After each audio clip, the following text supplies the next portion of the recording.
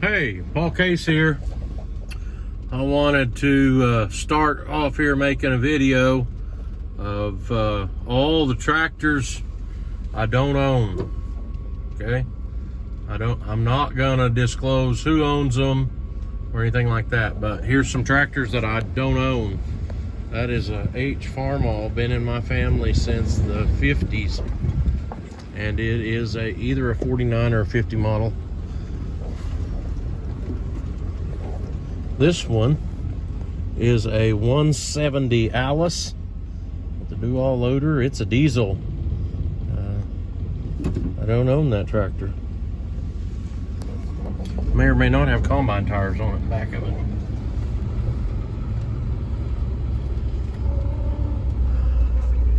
I forget the numbers. It's supposed to be a 65 horsepower Dutch tractor. I think it is 6265, the numbers on it. That's a Dutch tractor. It's a 4-cylinder air-cooled diesel Dutch. 6265. This tractor I do not own. Person might look at it and say it ain't worth much, but it's a good tractor. It is a Farmall 460. Tell by the distributor it's gas. Dual front end loader on it. Got a flat tire on the back. This old tractor was our baler tractor in the 80s. Dad bought it in like 79.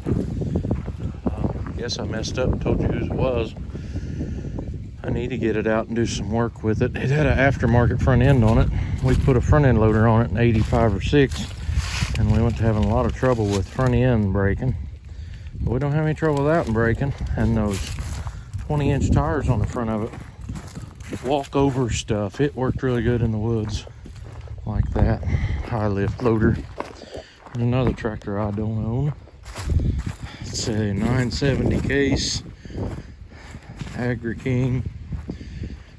This tractor does about half of our hay mowing. Cab, real comfortable diesel 401 engine in it. Not much to it really. It didn't have anything extra except the air conditioning did work, and now we've been having trouble with that. It has all the normal leaks. It's a good old tractor. We had it since 2000 maybe.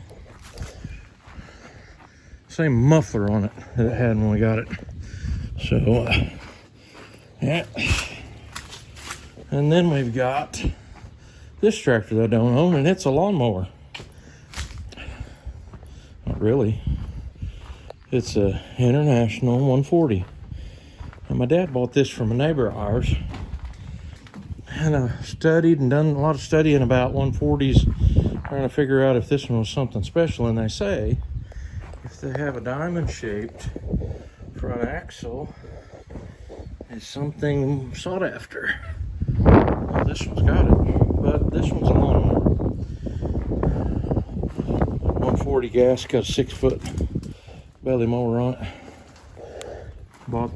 Dad bought that from a neighbor of ours when he moved to town a number of years ago, and you can tell with the paint peeling off and the yellow underneath of it, it was some sort of construction jobby whenever it was new. But yep, that's 140 International.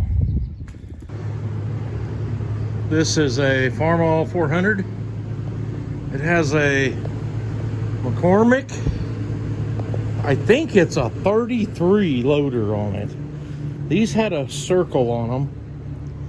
It's rusted completely off. Circle on them right there that said what they were. But I think it's a 33. And we bought the loader for almost nothing. I think 150 bucks for the loader off of Craigslist. The old tractor has pretty good tires on it. I bought it from a guy who had a pulling tractor. It was an International. But he said they didn't use Internationals, they just used John Deere's to farm with. But this one had been somebody's farming tractor because it had it set up for clamp on dual. I'm gonna say they had been plowing with it, and the guy told me when he got it that it had dirt caked on the insides of the wheels really bad, and he thought they had been using it for plowing. That tractor has power steering, live hydraulics, 2-point, dual hydraulic remotes, and it's a wide front, but the motor has never run good on it. It always sounded like it's missing, and that one does not belong to me. One other one down here that camera got right by it in my video the other day of my tractors, and somebody actually mentioned it to me, and I'm like, well, it doesn't belong to me. And so that started this. That's where we started from. This little tractor right here is what it says it is. Alice Chalmers 5050. This tractor is made by Fiat. It's Fiat from one end to the other. It's just not Fiat colors. It has combine tires on the back. It had turf tires on it when we got it, and it's 3-cylinder diesel. It runs really good. The little tractor has just one hydraulic, and it has a 3-point, has live PTO. But this thing is fuel efficient. We used it to rake with for several years, and it just didn't use fuel at all. It become an afterthought. You would forget to check it, and we would run it out because we hadn't checked it in so long. A little bit tight. It's older style of tractor. It doesn't have an open deck on it, and it's not very comfortable to me. But my dad likes it, and this one belongs to somebody else. So, Alice Chalmers 5050. Person really wanted to know some background on Fiat tractors. They need to go look up Ross the Oliver Man's channel, and he did a bunch of work on some Fiat tractors that he has and traded a couple of them to get models that he didn't have. And he goes through a great explanation in one video about the Fiat tractors and how that all came to be with Oliver and White, Minneapolis Moline. And there was several other tractor companies that that bought tractors from Fiat and rebadged them when they got here.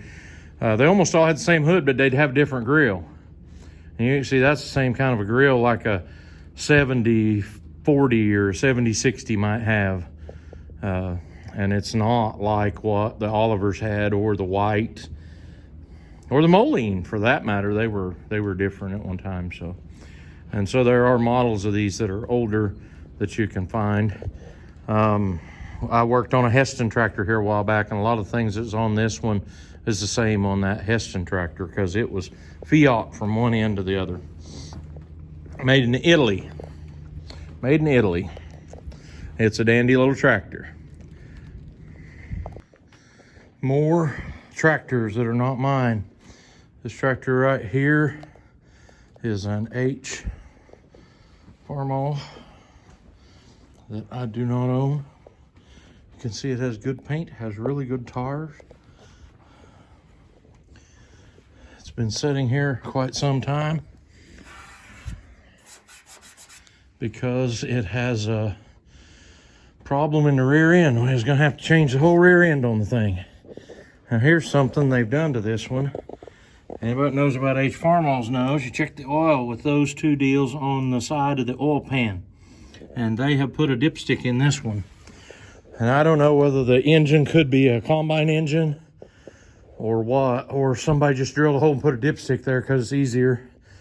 But that just wasn't the technology they used back in the 1940s. So this one does not belong to me, but the guy who owns it has the availability to this rear end on this tractor, which is also an H Farmall. This one came from the Cusop family in Peoria.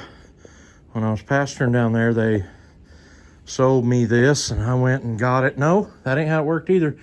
They sold another guy this one, and my dad bought it from him, and it was running, but the motor smoked really bad on it.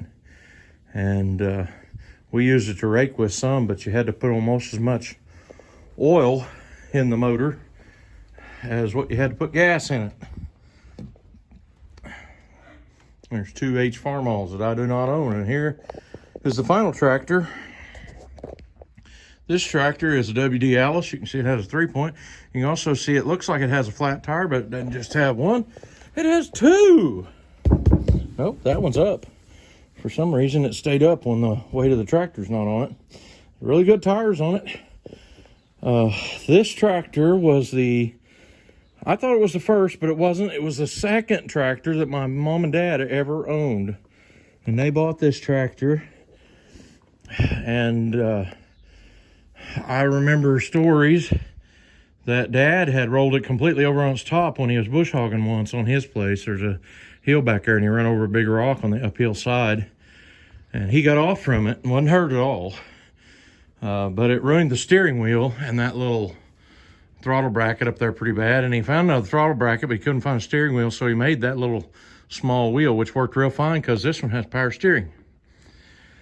And he said when he rolled it over on its top, it had a little 6-foot bush hog. It's probably in this building behind it. And it rolled over right along with it. And he had to pull the coil wire to kill it because it was sitting there running. And the bush hog was turning and everything there on it. Turned plumb upside down. So these tractors had live PTO and live hydraulics, but they were on hand clutch. And if you look on this one really close, he's cut that off because it was an aggravation always hitting you in the leg.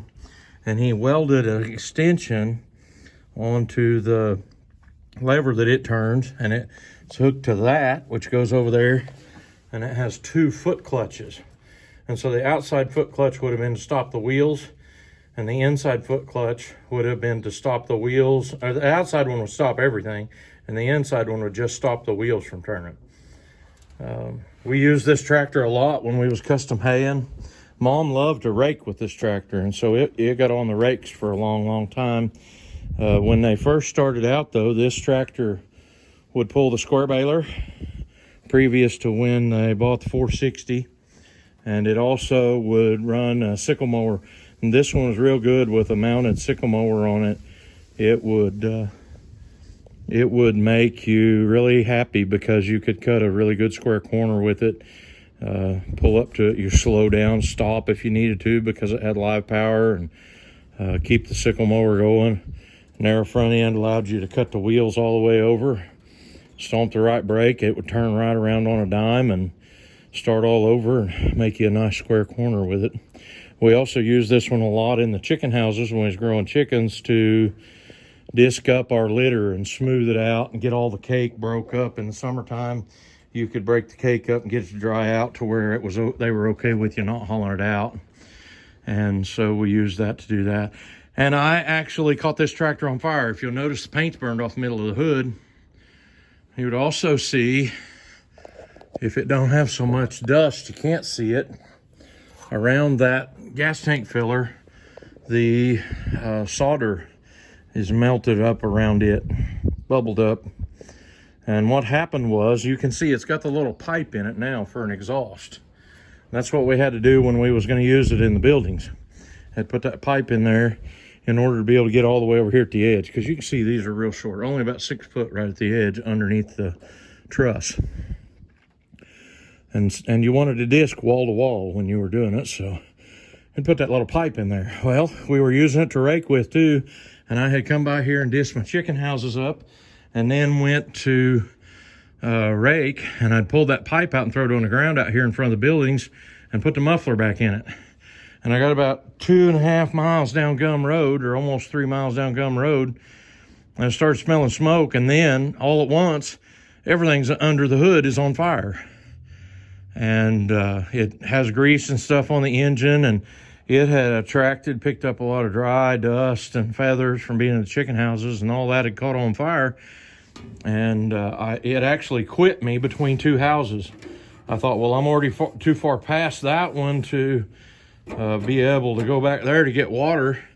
And I didn't want to stop, and it wound up quitting me. And so I ran back to the house that I thought I was the closest to and got water. There wasn't anybody home there, but I got in their well house, and they had the well house was in the circular drive.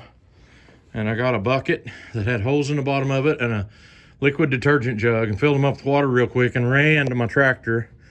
And on my third trip, Mom showed up and picked me up and drove me. And the last time that I got there, it was burning under the hood so good that it had heated up the front of the gas tank, and there was a blue flame shooting out from under the gas cap. And that time, I pulled my shirt off after I dumped the water up in there as best I could and reached up in there and snuffed the rest of the fire out. And that's how I got put out. And in a couple of days, we had it running, but it had melted the solder in the radiator, all the hoses and wiring, everything had to be changed. But we couldn't do without it. We were headed to the field that day. Had to go fetch another tractor, use the loader tractor to rake with that day. And then the next day or the day after that, we were back to using it again. So, and somebody's going to say something about this old truck, so I might as well look at it while we're here. It looks terrible because it's been in this barn for 3 or 4 years and hadn't ever been out. And if anybody hadn't figured it out, I've got cattle in this barn. Right now there's about 40 of them that can get in this barn. So this old truck is a 47, is a first year Chevrolet, made that body style. It belonged to my grandpa. The story was, my grandpa that homesteaded this place, my grandpa Case, the story was that he never had a pickup, and a neighbor had this pickup sitting up in the woods, and so grandpa went and dealt with him on it, and he had to trade him half a hog butchered for this truck, and it didn't have a motor in it, so he had to take the motor out of his car and put in this truck so he could have a truck. And so this was my grandpa Case's first truck, I think. Or at least pickup truck. You'll notice it's a 3/4 ton, and they're a little more rare. It's actually got really good paint. Neighbor fixed the body up on it for the most part, and then I had a tree limb hit the side rail and bend it.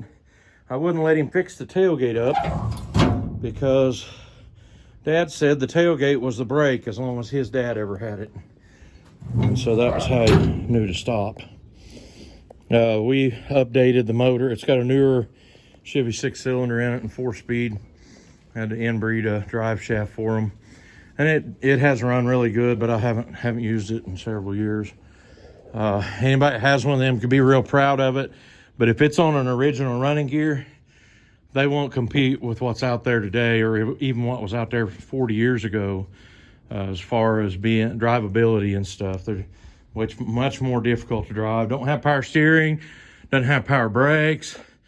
It has leaf springs on the front, and when they give, it changes the drag link to where, like when you hit a hole with one wheel or the other, it moves the front axle so that your steering moves a little bit.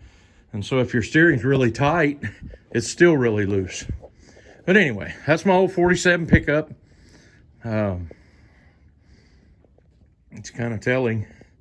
I think they changed the tag in 2019, give them new tags, so it ain't been tagged since then. But anyway, we're going to end that video here.